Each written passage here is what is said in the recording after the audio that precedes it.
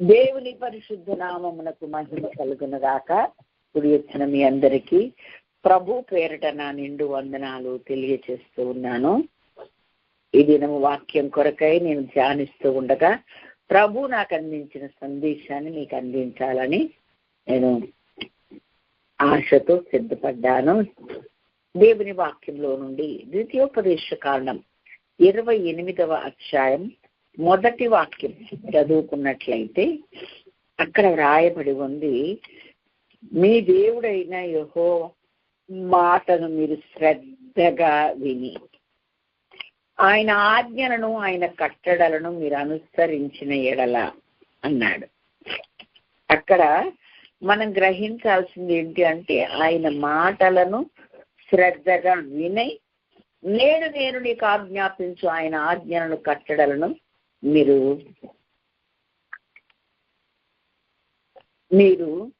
మరి అనుసరించిన ఎడల నీ దేవుడైన యెహోవా భూమి మీదనున్న సమస్త జనముల కంటే నిన్ను హెచ్చించును, ఈ దీవెనలన్నీ మీకు ప్రాప్తించునని దగ్గర 14 వచనం వరకు దేవుడు దీవెనలను రాసిపెట్టారు. ఏంటి ఆయన ఆజ్ఞలు, ఏంటి ఆయన కట్టడలు అంటే, ఒక్క మాటలో చెప్పుకోవాలంటే ఆది కాండం మొదలుకొని ప్రకటన గ్రంథం వరకు ఏం చెయ్యాలో అది చేయాలి, ఏది ఏది మానాలో అది మానాలి, అంతే. ప్రారంభంలోనే మనము నేర్చుకున్నాం, తోటను సేద్యం చేయి కాపలా కాయమన్నాడు, ఈ పండు తినొద్దు అన్నాడు. మొదటిది చేస్తే రెండవది చేయడానికి అవకాశమే ఉండదు అని ప్రభు మనకు నేర్పించి, కనుక చేయాల్సింది చేయకుండా వద్దన్నది చేసి మరి మానవాళికి అంతటికి పాపానికి కారణమయ్యారు వారిద్దరు కూడా. కాబట్టి మీ దేవుడైన యెహోవా మాటను మీరు శ్రద్ధగా వినాలి. తర్వాత ఆయన ఆజ్ఞాపించిన ఆజ్ఞలు కట్టడలన్నీ కూడా అనుసరించి నడుచుకుని నీ దేవుడైన యెహోవా భూమి మీదనున్న సమస్త జనము కంటే మిమ్మల్ని హెచ్చిస్తాడు అన్నాడు. మచ్చుకు మనలో ఏం కోరుకుంటున్నాడు, మనం ఎలా ఉండాలని ప్రభు శాసిస్తున్నాడు, ఆశిస్తున్నాడు గ్రంథంలో నుండి మనం త్వరగా నేర్చుకుందాం. సంఖ్యాకాండం 23వ అధ్యాయం 9వ వచనం మనం చదివినట్లయితే అక్కడ రాయబడి ఉంది, ఒక ప్రవక్త చెప్తున్నాడు ఈ జనాన్ని గురించి. ఎవరంటే బిలాం ప్రవక్త, మనందరికీ తెలుసు. మెట్టల శిఖరము నుండి అతన్ని చూచుచున్నాను, కొండల నుండి అతని కనుగొనుచున్నాను, ఇదిగో ఆ జనము ఒంటిగా నివసించును, జనములలో లెక్కింపబడరు. అంటే ప్రజల్లో ఉంటున్న, లోకములో ఉంటున్న మనము ఒంటరి వారముగా ఉండాలి, ప్రత్యేకించబడిన జనాంగముగా ఉండాలి. ఆనాడు మీకు జ్ఞాపకం ఉంటుంది అని నేను అనుకుంటున్నాను. నిర్గమాకాండములో ఫరోతో చెప్తాడు ఏమని, ఇక ప్రారంభించాను నేను తెగుళ్ళు పంపించడము అని చెప్పి, ఆ దినమున నేను నా ప్రజలు నివసించుతున్న గోషేను దేశమును వినాయించెదను, అక్కడ ఈగల గుంపుండు, నా ప్రజలను నీ ప్రజల నుండి ప్రత్యేకపరచెదను అని చెప్పాడు. అలా ప్రత్యేకపరచి తన ప్రజలకు వీరు అన్నది వాళ్ళందరికీ, ప్రపంచానికి ఈ రోజుకు మనకు కూడా తెలిసేలాగా దేవుడు చేశాడు. ఒక్క ముక్కలో చెప్పుకోవాలంటే వాళ్ళకు వచ్చిన తెగుళ్ళేవి వీరికి రాలేదు, చీకటి ఉంటే వీళ్ళకు వెలుగుంది. ఈ విధంగా ప్రతి విషయంలో ప్రభు ప్రత్యేకపరిచాడు కదా. ఒంటిగా నివసించు జనం ప్రత్యేకపరిచి బయలు వెడలి రండి అంటే దేవుని మాట ప్రకారంగా వారు బయలు వెడలి వచ్చారు. ఇంకా వారిలో ఉన్న శ్రేష్టమైనవి కూడా ప్రభు సాక్ష్యం ఇచ్చారు. ఏమని వాళ్ళ ఎలాంటి వారు అని అంటే, ఇక్కడ రాయబడి ఉంది 19వ వచనంలో, దేవుడు ఆశీర్వదిస్తానంటే ఆశీర్వదిస్తాడు. దేవుడు అబద్ధ మాటకైన మానవుడు కాదు, పశ్చాత్తాపడకు నరపుత్రుడు కాదు. ఆయన చెప్పి చేయకుండా, ఆయన మాట ఇచ్చి స్థాపింపకుండా అన్నప్పుడు ఆయన బిడలమైన మనము ఆయన ఆశీర్వాదాలు భూమి మీద ఉన్న వారందరికంటే హెచ్చించబడేలాగా మనము ప్రవర్తించాలి అని అంటే చెప్పింది చేయాలి.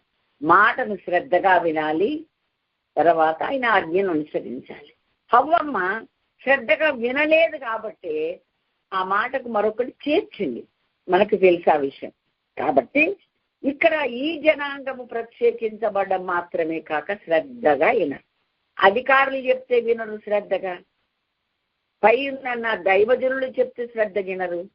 విన్నా కట్టడంత నిర్లక్ష్యం.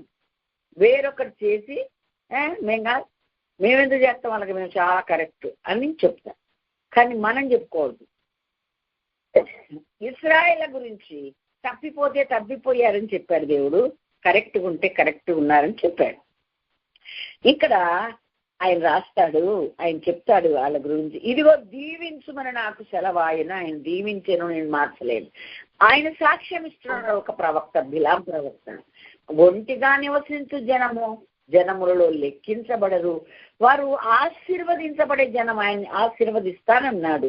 సమస్త జనముల్లో వారిని ఆశీర్వదిస్తానన్నాడు, ప్రత్యేకపరుస్తానన్నాడు. అలాగే చేస్తూ వచ్చాడు. ఆయనైతే మాట తప్పడు. వీళ్ళు కూడా ప్రత్యేకపరచబడిన వారుగానే ఉన్నారు. ఎలాగా అంటే ఆయన యాకోబులో ఏ దోషము కనుగొనలేదు, ఇశ్రాయేలులో ఏ వంకరతనము చూడలేదు. అతని దేవుడైన యెహోవా అతనికి తోడై ఉన్నాడు. రాజు యొక్క జయధ్వని వారిలోనున్నది. దేవుడు ఐగుప్తులో నుండి వారిని రప్పించెను. గురుపోతు వేగం వంటి వేగం వారికి కలదు. నిజముగా యాకోబులో మంత్రము లేదు, ఇశ్రాయేలులో శకునము లేదు. హల్లెలూయా. వీరు ప్రత్యేకించబడిన జనాంగము, అందరి లాంటి వాళ్ళు కాదు అని ఆ నోట దేవుడు బిలాము నోట, ఇక నుంచి నేను ఇశ్రాయేలు గురించి ఏం చెప్పినా నేను చెప్పిందే చెప్పాలని చెప్పాడు కదా, శపించడానికి వీల్లేదని చెప్పాడు కదా, ఆ నోటనే ఈ మాటలు అన్ని పలికిస్తూ ఉన్నాడు. ఆశీర్వదించబడాలి అని అంటే చెయ్యాల్సింది ఏంటంటే, మరి మనము చెప్పినట్టు చేయాలంటే. ఆశీర్వదించయ్యా, నువ్వు ఆశీర్వదిస్తే నేను ఆశీర్వదించబడే ఉంటానయ్యా అని నోటితో పలికితే రాదండి, బతికితే వస్తుంది. దేవునికి మహిమ కలుగును. బతకడం అంటే క్రియల ద్వారా రుజువు చేయాలి. మాట వినాలి, శ్రద్ధగా ఆయన చెప్పినట్టు చేయాలి. ఇదే భూమి మీద ఉన్న సకల జనులలో మనం ప్రత్యేకించబడిన వారముగా, ప్రత్యేకించబడిన జనాంగంగా కనబడతాము. ప్రత్యేకించబడిన వారుగా మాత్రమే కాదు, వారు ఎలాంటి వారంటే ఏ దోషము కనుగొనలేదంట, ఏ వంకరతనాన్ని చూడలేదట. ఎప్పుడు చూసిన రాజు యొక్క జయధ్వని వారిలో ఉంటుందంట. వారు ఐగుప్తులో నుండి రప్పించబడ్డారు, అనగా లోకము నుండి బయటికి పిలువబడిన వారు. వాళ్ళు గురుపోతు వేగం వంటి వేగం వారికి కలదు. ఏది చేయాలని చాలా చురుకైన వాళ్ళు. హెబ్రీ స్త్రీలు ఐగుప్తు స్త్రీల వంటి వారు కాదు, వారు చురుకైన వారని మనకు తెలుసు కదా. కాబట్టి చురుకుగా ఉండుట గొప్ప భాగ్యము అంటారు. దావీదు దగ్గర కొంతమంది అనుచరులు ఉన్నారంట. వారు సింహ ముఖముల వంటి ముఖము కలిగిన వారును, జింక పాదముల వంటి వేగం కలిగిన వారని రాయబడి ఉంది. పనిలో వేగం ఉండాలి, చూస్తే దెబ్బకి ఇతరులకు భయం కలిగ, ముందు సాతానికి భయం కలిగ, పక్కన జనానికి భయం కలిగేటట్టు పెడతారు మొహం. అది కాదు, దుష్టుడికి, సాతానుకు, లోకానికి మనకు జోలికి రావాలంటే భయం కలగా. అలా దావీదు అనుచరులు అలా ఉన్నారంట. చూడండి, నిజముగా యాకోబులో మంత్రము లేదు, ఇశ్రాయేలులో శకునము లేదు. అతడు ఆడు సింహం వలె లేస్తాడట, అది సింహం వలె నిక్కి నిలుచును. అంటే సింహం ఎవరికి భయపడదు, దేవునికి తప్ప ఎవరికి భయపడని ఈ జనాంగమును గూర్చి వర్ణిస్తూ దేవుడు రాస్తూ ఉన్నాడు. అందుకే ఒంటిగా నివసించు జనములలో వారు లెక్కించు, అందరు లాంటి వాళ్ళు కాదు. ప్రతి మాట, తీరు, పలుకు, క్రియ, చూపు, నడక, ఒక్క ముక్కలో చెప్పాలంటే తల మొదలుకొని అరికాలు వరకు వాక్యమే నిండి ఉంటుంది. వాక్యమే నిండి ఉండాలి, రూల్ అంతే. పాట పాడుకుంటారా, నిలువెల్ల నిండి ఉన్నావని యేసయ్యా అని, నీ వాక్యం నా నిలువెల్ల నిండి. పాస్టర్ గారు దైవజనుడు పాట పాడాడు, నువ్వు పాడితే అయిపోదు, కోరుకుంటే అయిపోదండి, బతికితే వస్తుంది. ఇంకొక మాట నేను చెప్పాలా, 23వ సంఖ్యాకాండం 10వ వచనంలో నీతిమంతుల మరణం వంటి మరణము నాకు వచ్చును గాక, వారి అంచెదశ వల్ల ఉండును గాక అన్నాడు. వచ్చిందా? మీకు ఎగ్జాంపుల్ గా నేను ఒక మాట చెప్పాలని అందుకే చదువుతున్నా. ఎక్కడ యెహోషువ అదే సంఖ్యాకాండం 31:8 చదివితే అక్కడ ఏమని రాశారు తెలుసండి, చంపబడిన ఇతరుడు కాక మిద్యాను రాజులను, అనగా మిద్యాను 5 రాజుల ఏవీని రేకేయు అని అందరినీ పేర్లు చెప్పి బేరు కుమారుడైన బీలామును ఖడ్గంతో చంపాడు. ఏం కోరుకున్నాడు? నీతిమంతుల మరణం వంటి మరణం రావాలని 23వ అధ్యాయం సంఖ్యాకాండం 10వ వచనంలో కోరుకున్నాడు. వచ్చిందా? రాలే. యెహోషువ 13:22లో కూడా ఏమంటాడంటే సోదెగాడైన బిలామును ఖడ్గంతో చంపారు అని రాసి. ఎదవ సోది చెప్పమంటే ఫస్ట్, సోది వినమంటే ఫస్ట్ దేవుని దగ్గర, మంచి మాట్లాడమంటే మాత్రం చేత కాదు, అబద్ధం మాట్లాడకుండా ఉండమంటే చేత కాదు, సత్యం చెప్పడానికి చేతం కాదు, రోషం కలిగి బతకడం చేత కాదు. కానీ అలాంటి వాళ్ళని దేవుడు దీవించాడు. ఆయన మాట శ్రద్ధగా విని అనుసరించడం అంటే చెప్పింది చేయడం అని అర్థం. ఒక్క ఆజ్ఞను కూడా మరచిపోకుండా అనుసరించడం, ప్రత్యేకించబడిన జీవితం కలిగి ఉండడం, లోకానికి వేరే బ్రతకడం, శకునం కానీ మంత్రం కానీ ఉండదు, వంకరతనం ఉండకూడదు, అబద్ధం ఉండకూడదు, దేవుని కొరకు శ్రేష్ఠులుగా బ్రతకాలి. ఇక్కడ రాయబడి ఉంది 13:22లో, ఇశ్రాయేలీలు బేయూరు కుమారుడైన సోదెగాడునైన బిలామును తాము తక్కిన వారితో పాటు ఖడ్గంతో చంపిరి. అక్కడికి ఆగిపోలేదండి. యూదా పత్రిక 11వ వచనంలో మరలా బహుమానం పొందవలనని ఆతురముగా ఆ ధనము కొరకు పరిగెత్తాడు, వీరి కొరకు గాఢాంధకారం సిద్ధపరచబడి ఉందని రాయబడి ఉంది.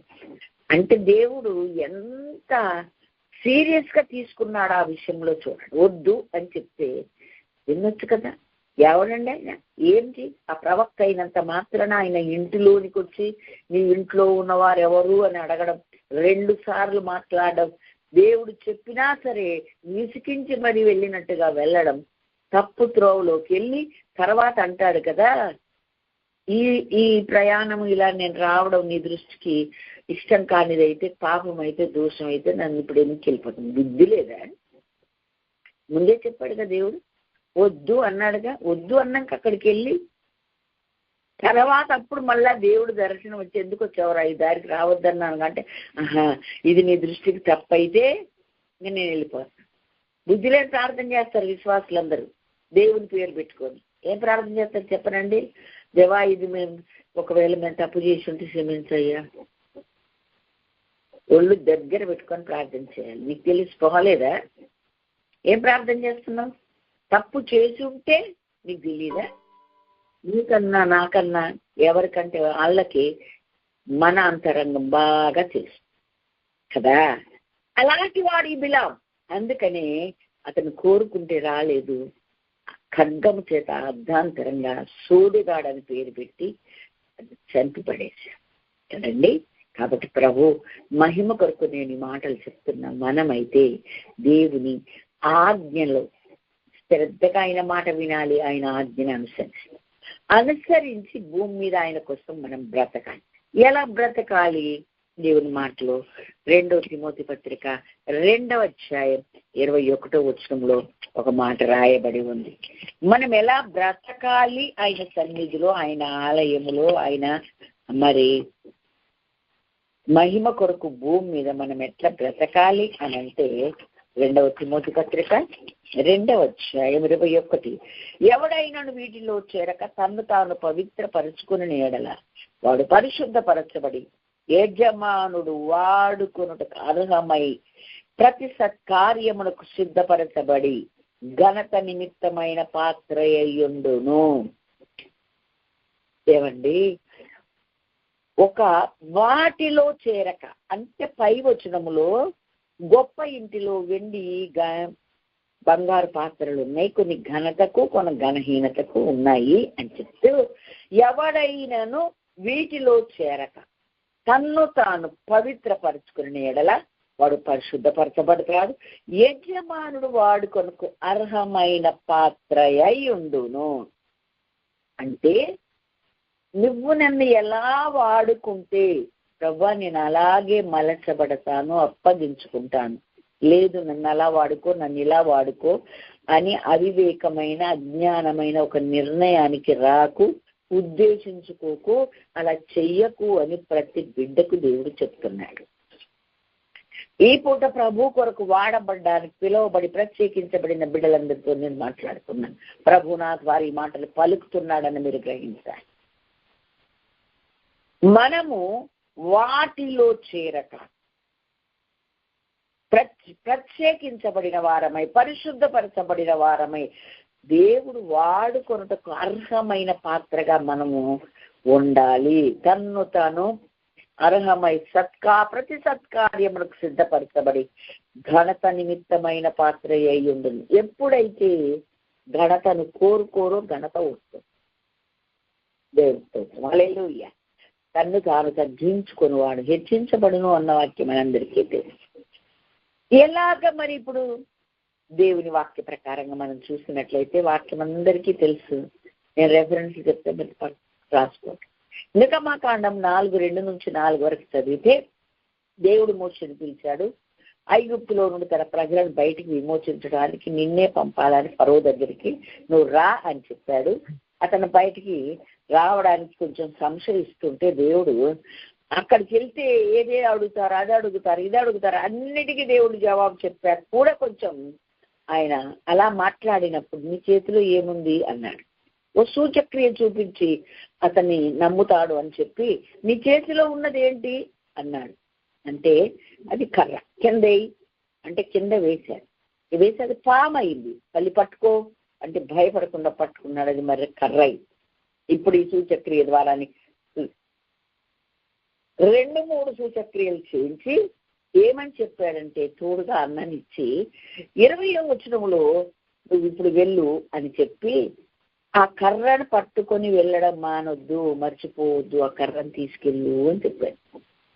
అయితే ఇక్కడ గ్రంథములో ఆ కర్రకి ఏమని పిలువబడుతుంది? దేవుని కర్ర, దేవునికి మహిమ కలిగిన కర్ర. ఒక్కసారి మీరు జ్ఞాపకం చేసుకోండి, ఇంతవరకు గొర్రెలను కాచిన కర్ర దేవుని మాట చొప్పున చేయుటకు ఆ కర్ర ఉపయోగించబడినప్పుడు అది దేవుని కర్ర అయింది. దేవునికి స్తోత్రం, హల్లెలూయా. ప్రపంచమంతా కూడా క్రైస్తవులందరూ కూడా దేవుణ్ణి వాడుకుంటున్నారు. అంటే నేను అందరిని నిందించట్లేదు, చాలా మటుకు మీకు కూడా తెలుసు. కానీ దేవుడే వాడుకొని మనుషుడే ధన్యుడు. దేవునికి స్తోత్రం. అప్పటి వరకు మిద్యాను ఇత్రో తన మామ మందను కాయుటకు ఉపయోగపడిన కర్రనే ఇప్పుడు దాని పేరే దేవుని కర్ర అయింది. దానితో సముద్రాలు చీల్చగలిగాడు. అది ఆ చేతిలోనే ఫరో ఎదుట అద్భుతాలు, ఆశ్చర్య కార్యాలు చేయగలిగాడు. అలాగే ఆకాశం వైపు చూపిస్తే, ప్రార్థిస్తే మరి సూచక్రియలు జరిగినాయి. ఎన్నో తెగుళ్ళు వచ్చిన తెగుళ్ళు పోయినాయి. అంత మాత్రమే కాదు, బండను కొడితే విస్తారమైనటువంటి ప్రవాహముగా నీరు వచ్చింది కదండి. అలాగే ఆ కర్రతో ఎన్నో సూచక్రియలు, దుమ్ము అప్పుడు ఏమో నేలను కొడితే, నీళ్లను కొడితే, ఇలా అద్భుతాలు ఎన్నో జరిగినాయి. అది పేరే మారిపోయింది, దేవుని కర్ర అంటారు, రాయబడింది గ్రంథంలో. కాబట్టి నీవు ఆయనకు అప్పగించుకోగలిగితే మామూలు వ్యక్తులమైన మనం ఆయన చేతిలో ఒక విలువైన వస్తువుగా, విలువైన వారముగా వాడబడతామని అసలు మనలను మనం పూర్తిగా తగ్గించుకొని మలచుకోవాలి. ఒక్క మాటలో చెప్పాలంటే పాతదంతా పెరికి పారేయాలి. నూతనంగా ప్రభువులో మనము అప్పగించుకున్నప్పుడు మారిపోవాలి. రెండవది, దావీదు వడిసెల రాయిలోని రాయి కూడా చిన్న రాయే, మనందరికీ తెలుసు. ఏంటి, నువ్వు ఏజ్లోనికి వెళ్ళాడు. 38 నుండి 40 వరకు మనం చదువుకుంటే 17వ అధ్యాయంలో ఆ యొక్క రాయిని 5 రాళ్ళు ఎదుర్కొన్నాడు. తీసుకొని బయలుదేరితే ఏమన్నాడు? ఏంటి, నేను కుక్కను అనుకున్న కర్ర పట్టుకొని వస్తున్నావు అన్నాడు. ఎన్నో ప్రగల్భాలు పలికాడు. ఆయన అన్నాడు కదా, ఇన్ని మాటలు నువ్వు మాట్లాడుతున్నావు కదా, నేను చెప్తున్నాను, రేపు ఈ పాటికి నేను ఇప్పటికీ నేను జీవం కలిగిన దేవుని పేరు మీద నేను వస్తున్నాను. ఇప్పుడు నీవు ఏమవుతావు అని అంటే, నా చేతిలో నేను నిన్ను తెగ వేస్తాను నీ తల అని చెప్పాడు. నువ్వెవరినైతే తిరస్కరిస్తున్నావు ఆ దేవుని పేరిట, సైన్యములకు అధిపతి యెహోవా పేరు మీద నేను వస్తున్నాను, ఇప్పుడు నేను నిన్ను ఆయన నా చేతికి అప్పగిస్తాడు, నేను నిన్ను చంపి నీ తల తెగ వేతును అన్నాడు. చేతిలో ఏమి లేదు, ఉందే రాయి, కానీ ఆయన చంపుతానని చెప్పాడు కదండి. అలా చెప్పాడు. తలను తెగవేయాలంటే రాయితో అవ్వదు. కానీ ఎలా చెప్పాడు? జరగబోయేదంతా తను ఎరిగిన వాడే చెప్పాడు. వాడింది ఏంటి? చిన్న ఒడిసెల రాయి. వెంటనే అది ఒడిసెల్లో రాయి పెట్టాడు, విసిరి కొట్టాడు. అంతని అది నొసట పడింది, కొట్టుకుంది, బోర్లో పడ్డాడు. పరిగెత్తుకుని వెళ్ళి అతని కత్తితోని అతను తలను తెగ నరికి, చెప్పిన మాట ప్రకారంగా తలను పట్టుకొని సౌలు దగ్గరికి వెళ్ళాడు. దేవునికి మహిమ కలుగును గాక. అతడు ఎంచుకున్న ఆయుధం ఏంటి? ఒక చిన్న వడిసెల. మహా భయపడిపోయి చూస్తుండగా గంభీరంగా ఉండి, ఫిలిష్తీయులందరూ ఇతన్ని ఓడిస్తే దాసులైపోయేంత అద్భుత కార్యం జరిగించడానికి దావీదు పూనుకున్నాడు. దేవుని చేతిలో వేయబడిన కర్రగా మారా, అది రాయిగా మారింది కదా. చూడడానికి చిన్న స్వల్పమైన చిన్న రాయి అంతే, కానీ అదొక మహాబలార్జుడనందరూ చూసి పారిపోయి భయపడిపోయి 40 రోజులు తాను ప్రదర్శించుకుంటున్న ఏ మిలిటరీ మ్యాన్ కూడా, అందులో ఉన్న అన్నలు కూడా, ఎవడు కూడా ఏమి చేయలేని ఆ పరిస్థితి చిన్న రాయితో చేయగలిగాడు. కేవలం ప్రభు పేరట, ప్రభు నందు విశ్వాసంతో మాత్రమే. మనలను మనం అప్పగించుకుంటే అది చిన్నవా పెద్దరవారా అనేది దేవుడు చూడని, నీవు అప్పగించుకునే విధానాన్ని బట్టి ప్రభు నిన్ను ఆశీర్వదించి అద్భుతంగా నిన్ను తన మహిమ కొరకు నిలబెడతాడని వాక్యం ద్వారా మనం తెలుసుకుంటున్నాం. ఈ కార్యం చెయ్యబోక ముందుకే దావీదు దేవునికి ఇష్టడైన వాడుగా ఉన్నాడు, హృదయానుసారుడుగా బ్రతికాడు. అర్థమైందండి? నన్ను వాడుకుంటే నేను బ్రహ్మాండంగా వాడబడతాను, దేవుడి కొరకు అధ్యతను నువ్వు ముందు అప్పగించుకోరా, నువ్వు అంగీకరించబడకుండా అన్న దేవుడు దాని మీదకి అగ్ని పంపడు, వాడుకోడు, విలువైనదిగా దాన్ని ఎంచడు. దేవునికి మహిమ కలుగు. నీవు అంగీకరించబడాలి. మిక్కిలి సాత్వికుడై 40 సంవత్సరాల అరణ్యములో గొర్రెలను కాస్తూ మారిపోయిన తర్వాతనే పొదలో నుండి దేవుడు మోషేను పిలిచాడు. కంగారుగా బయటికి రాగానే పిలవలేదు కదా. ఆయన చేతిలో మౌల్డ్ అవ్వాలి, మనం మలచబడాలి, అప్పగించుకోవాలి. అప్పుడే ఆయన మనలను వాడుకుంటాడు. అది మనము గులకరాయిని వాడుకున్నట్లే. ఒక చేతిలో కర్రను వాడుకుంటే దానికి ఏమో దేవుని కర్ర అని, ఈ వడిసెల రాయి, ఒక్క వడిసెల రాయితో ఇంత కార్యం జరిగిందా అని ఆశ్చర్యపడేలాగా దేవుడు ఆ యొక్క రాయిని వాడుకున్నాడు. దేవునికి మహిమ కలుగును గాక. మరి ఒక మాట మనము దేవుని వాక్యంలో చదువుకుంటే, రాజుల కాలంలో ఆహాజు రాజు భ్రష్టత్వమును బట్టి అతడు అన్యరాస్త్రిని వివాహం చేసుకుని బయలుదేవతలను, షేరా దేవతలను పూజిస్తున్న సమయంలో భయంకరమైన కరువు వచ్చినప్పుడు పూనుకున్నవాడైన ఏలియాను బట్టి దేవుడు ఒక అద్భుతం చేశాడు. ఎవరు దేవుడు అని రుజువు చేసే కార్యంలో మీరు చేస్తారా, మీరు చేయండి, లేదా నేను చేస్తాను నా దేవుని పేరటంటే ఆ 850 మంది ఓడిపోయారని మనకు వాక్యంలో తెలుసు. మొదటి రాజులు 18:41 నుండి 45 వరకు మనం చదివితే అక్కడ ఏం చేశాడు? యెహోవా పేరట 36 నుండి 38-9 వరకు మనం చదువుకుంటే, సమీపించి బలిపీఠాన్ని బాగు చేసి క్రమంగా పెట్టి అన్ని చేసి ప్రార్థన చేశాడు. ఆకాశము నుండి అగ్ని దిగి వచ్చింది. ఎవరు అగ్ని వేయకూడదు ఆ బలిపీఠం దగ్గర, దేవుడే అది అగ్నిని కురిపించాలని చెప్పారు. ఆ షరతుకు వాళ్ళంతా ఫెయిల్ అయిపోతే కదా, రాజు సముఖంలో జరిగే ఇవన్నీ కూడా కదండి. అయితే ఏలియా ప్రార్థిస్తే దేవుడు జవాబిచ్చాడు అగ్ని ద్వారా. ఆ తర్వాత ఏలియా మళ్ళా కన్నీటితో ప్రార్థించాడు, జయమిచ్చాడు. ప్రజలేమో యెహోవా ఏ దేవుడని కేకలు వేస్తున్నాడు, కానీ ఇంకా ఈ ఏలియా ప్రవక్తకి ఇంకా తృప్తి కాలే. ఏంటి అంటే కరువు తీరాలిగా, యెహోవా దేవుడు రుజువైంది. కానీ కరువు పోవాలంటే ఒకటి జరగాలని చెప్పి మరలా తల మోకాళ్ళ మధ్యలో పెట్టుకొని కన్నీటితో ప్రార్థన చేస్తూ ఉండగా చేసి తన అనుచరుడితో చెప్పాడు, వెళ్ళి మెరక మీద సముద్రం దగ్గర చూడు అని. ఏంటి చూడుపో, మబ్బు వస్తుంది అంటే చూసి ఒకసారి, 2 సార్లు, 3 సార్లు, 4 సార్లు చూసాడు, ఏం కాలేదు. 7వసారి చూసినప్పుడు అరచెయ్యంత మేఘం వచ్చిందంట. అరచెయ్యంత మేఘం చూస్తే దాన్ని బట్టి ఏమన్నాడంటే, ఆహాజు సిద్ధం చేసుకుని రథం సిద్ధం చేసుకుని వెళ్ళిపోమను, నువ్వు తడిచిపోతావు అంటే వెళ్ళిపోయాడు. నిజంగానే అతడు వెళ్ళక ముందుకి ఒక మోపైన వర్షం వచ్చి దేశమంతా కూడా మరలా ఎండిపోయిన నేల, పగిలిపోయిన నేల, కరువుతో పశువులు, మనుషులు ఇబ్బంది పడుతున్న పరిస్థితి అంతా మారిపోయేలాగా చేశాడు. గొప్ప కార్యమని మీకు జరిగిందని అనిపించడానికి ముందు కనపడింది ఏంటంటే అరిచేయంత మబ్బే, మేఘమే. దేవునికి మహిమ కలుగునగా. కాబట్టి ఒక చిన్నదిగా కనపడుతున్నది ఏదైనా ఒక గొప్ప కార్యం జరగడానికి దేవుడు వాడుకున్నాడు. అలాగే మనము మరి మత్తయి సువార్తలోకి వెళ్తే 5,000 మందికి ఆహారం పెట్టింది ఎవరండి? తీసుకురండి, ఎక్కడ చేస్తామండి, అరణ్యంలో ఇంతమందికి ఎక్కడి నుండి తేగలవండి, వీళ్ళని పంపించేయండి అన్నారు శిష్యులు. పిచ్చోడా, మీ దగ్గర ఏది ఉందో తీసుకురండి అని చెప్పాడు. మీరే పెట్టండి అని చెప్పాడు.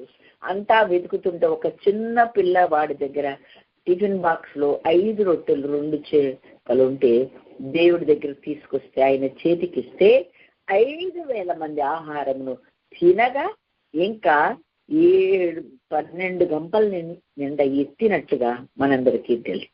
దేవునికి మహిమ కలిగినది.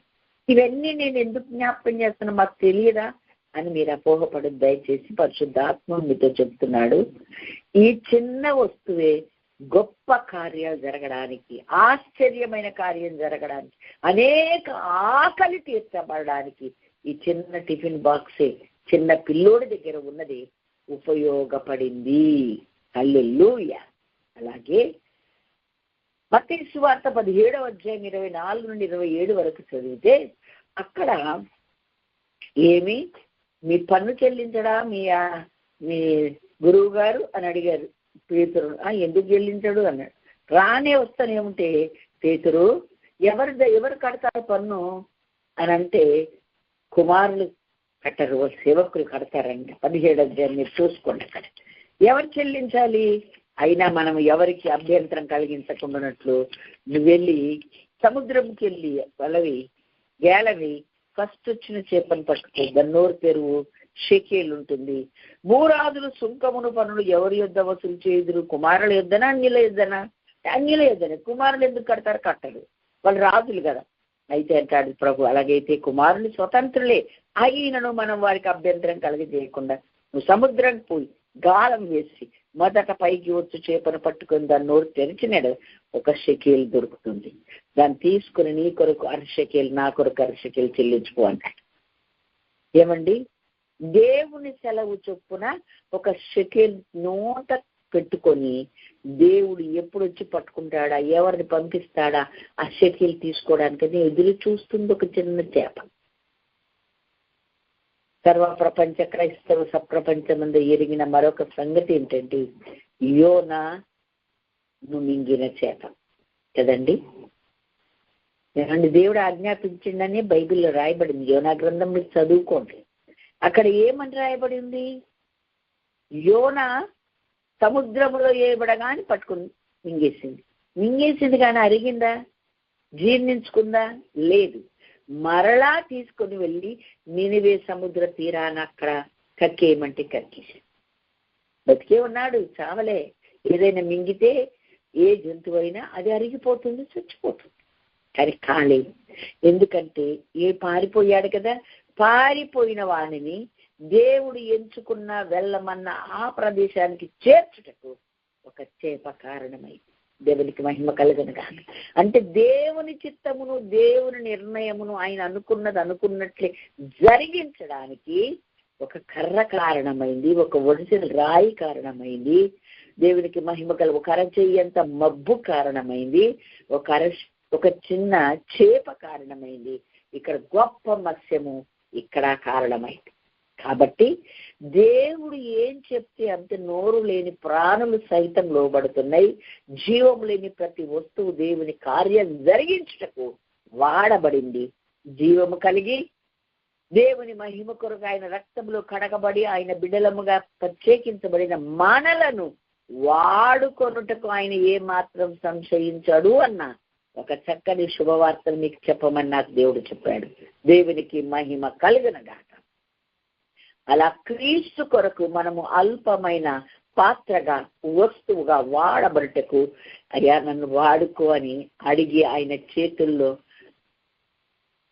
మలసపడడానికి, ఆయన చేతుల్లో ఒదిగిపోవడానికి, ఆయనకు అప్పగించుకోవడానికి, పరిశుద్ధపరచబడి ఆయన వాడుకునే అర్హమైన పాత్రగా మనము చెయ్యబడితే చాలు. ఆ పాత్రగా ఆయన నిన్ను చెయ్యడానికి ఆయన సిద్ధంగా ఉన్నాడు. అప్పగించుకోవడమే తరువాయి అని ఈ పూట వాక్యం మనందరితో మాట్లాడుతోంది. ఎవడైనా వీటిలో చేరక తన్ను తాను పవిత్రపరచుకో. ఎందుకంటే నేను బంగారు పాత్రను గనక దేవుడు నన్ను వాడుకున్నా, నేను వెండి పాత్రను గనక దేవుడు నన్ను వాడుకున్నా అని అంటాడు. నేను ఎందుకు పనికిరాని వాడిని కదా, మట్టిని కదా, మట్టిని నుండి చేశాడు కదా అని.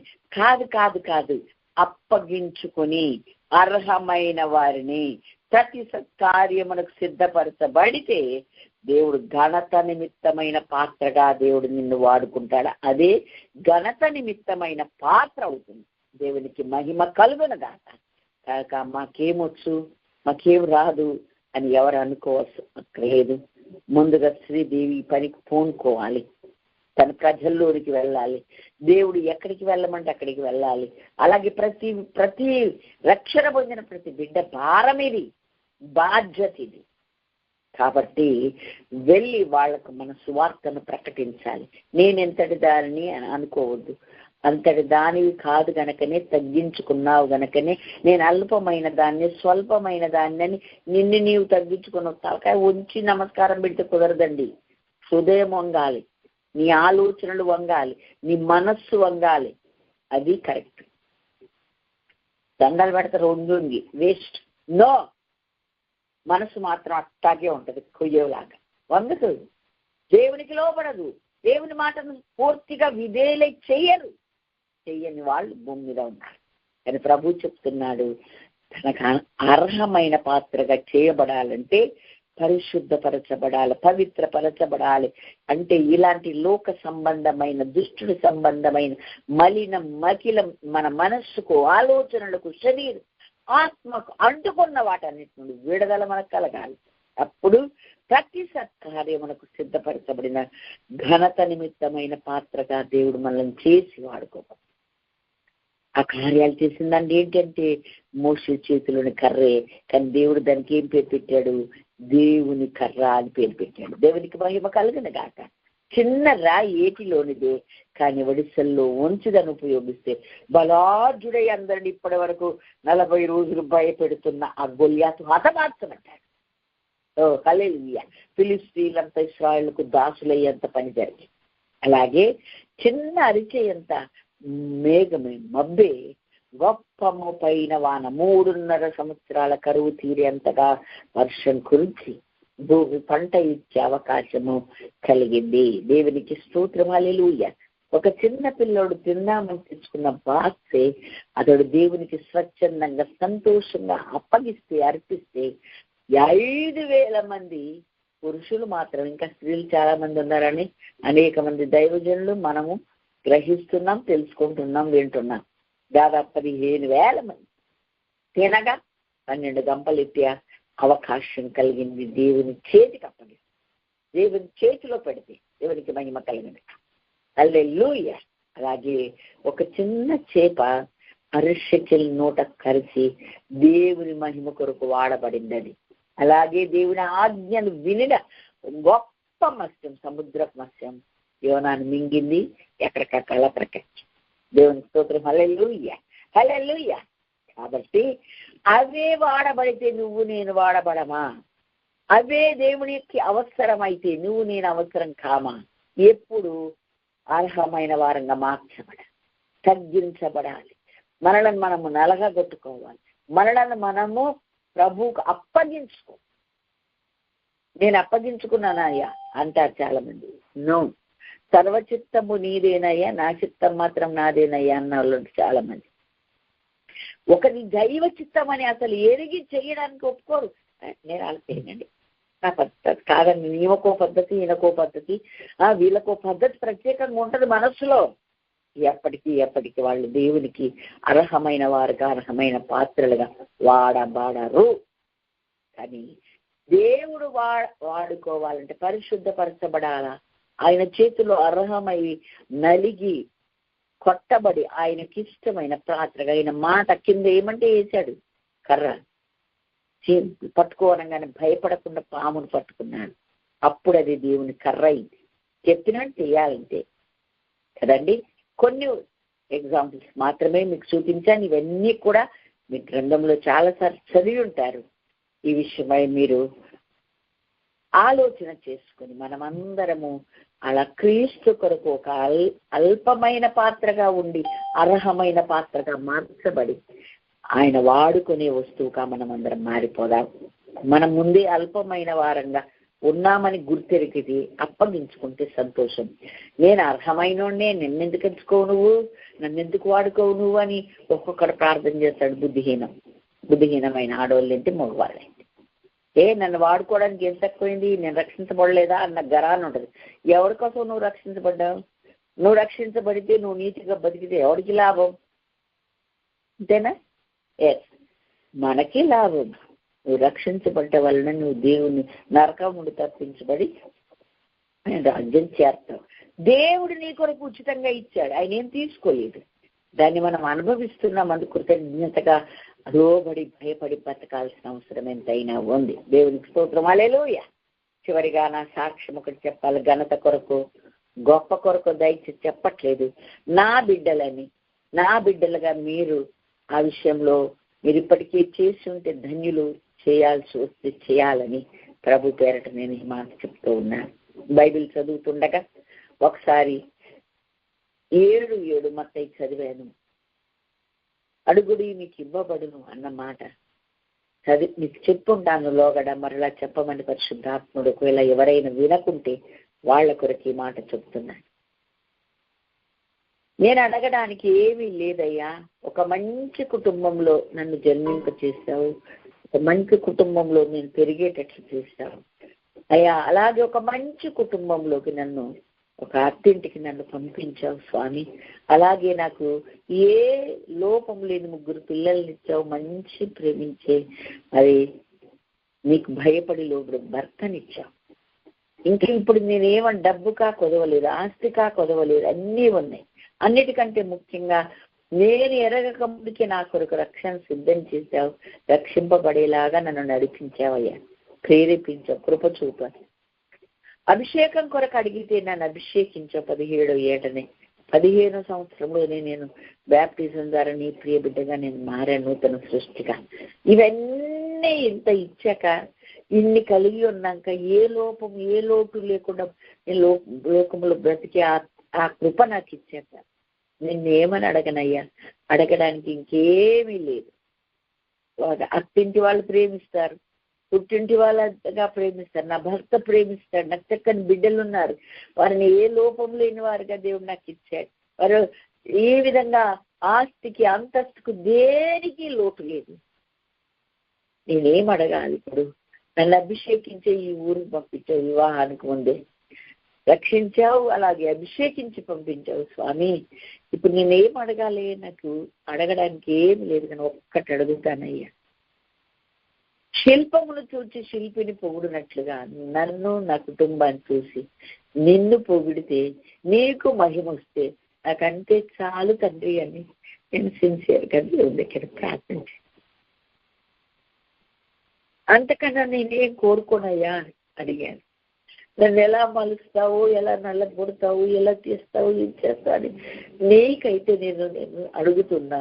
ఒక శిల్పాన్ని చూసి ఎంత బాగా చేశాడని శిల్పిని పొగిడినట్టే నన్ను చూసి నీకు, నా కుటుంబాన్ని చూసి నీకు మహిమ రావాలి.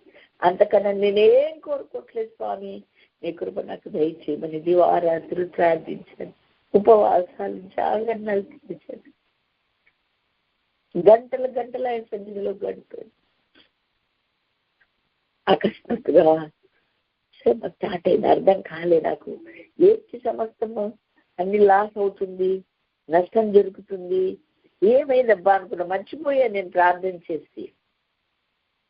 మళ్ళా ప్రభు పాదాల దగ్గర మోకరిస్తే, శిల్పమును చేయమన్నావు కదమ్మా, ఆ పనిలో ఉన్నాను, చెక్కబడుతున్నావు నీవు అన్నాడు. ఓకే, చాలా సంతోషం, నీకు వందనాలని చెప్పి నా భర్త అర్థం చేసుకోవాలి, నా బిడ్డలకు నేను చెప్తే వినగలగాలి. ఆర్టి కృప ఇవ్వయ్య చాలు అని ప్రార్థించాను. కరెక్ట్ గా దేవుడు అనుకున్న రోజులు, ఆ 7 years కూడా నన్ను పరీక్షించి నన్ను ప్రభు కొరకు మరలా నిలబడి, నేను ఏదేదైతే లాస్ అన్ని మరలా ఇచ్చి పూర్వటి వైభవంలోకి నన్ను నిలబెట్టాడు. దేవునికి మహిమ కలుగునగాక.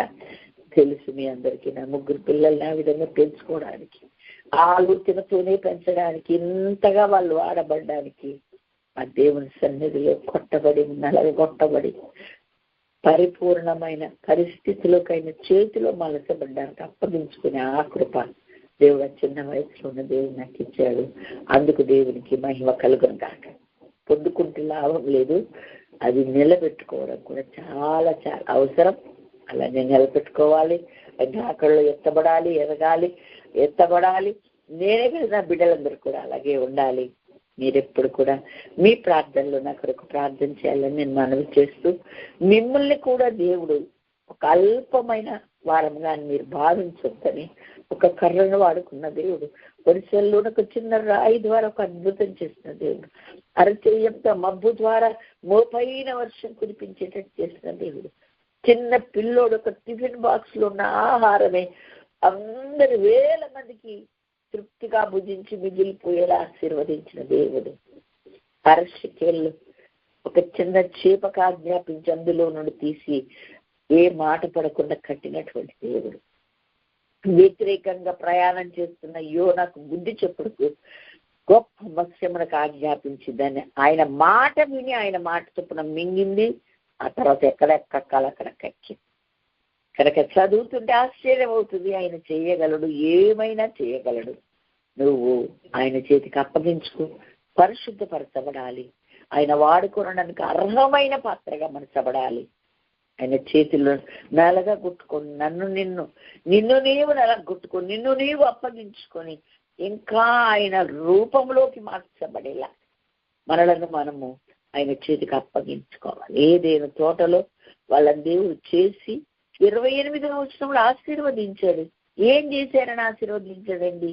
26వ వచనంలో చేయాలనుకున్నాడు, 27వ వచనంలో ఇద్దరిని చేశాడు, 28లో ఆశీర్వదించాడు. చూడగానే ఆయన పోలిక, ఆయన రూపం కనపడింది, అందుకే ఆశీర్వదించాడు. నీవు నేను కూడా ఆయన వైపు చూస్తున్నప్పుడు, ఆయన మన వైపు చూస్తే ఆయన రూపం మనలో కనపడాలి, ఆయన పోలిక మనలో కనపడాలి. ఆ పోలిక రావడానికే కదండి మంటి శరీరం దాల్చుకొని మహిమనంతా పోగొట్టుకొని వచ్చాడు భూమి మీదకి. మరలా మహిమ కలిగిన రూపంలోకి మనం మార్చబడాలి అంటే పూర్తిగా ఆయన అంగీకరించేలాగా నలగగొట్టబడి పరిశుద్ధపరచబడి ప్రభు వాడుకునే అర్హమైన పాత్రగా మనం మలచబడదాం, అప్పగించుకుందాం.